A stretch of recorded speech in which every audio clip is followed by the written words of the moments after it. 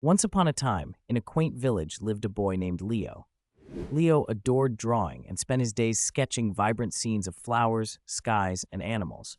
One afternoon, while exploring a dusty attic, he stumbled upon an old paintbrush shimmering like a rainbow.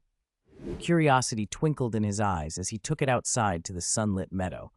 With a gentle stroke on his canvas, something extraordinary happened. The colors began to dance. The bright blue of the sky unfurled into fluffy clouds, and the lush green grass swayed as if caught in a gentle breeze. Leo gasped in delight. He quickly painted a butterfly, and to his amazement, it fluttered off the canvas, its wings sparkling with every color imaginable.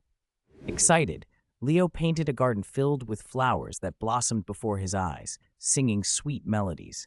Each stroke brought forth new wonders: a sparkling river, a tree filled with singing birds, and even a friendly fox that playfully chased its tail. As evening fell, Leo realized his creations needed a home. He painted a playground where all his colorful friends could play.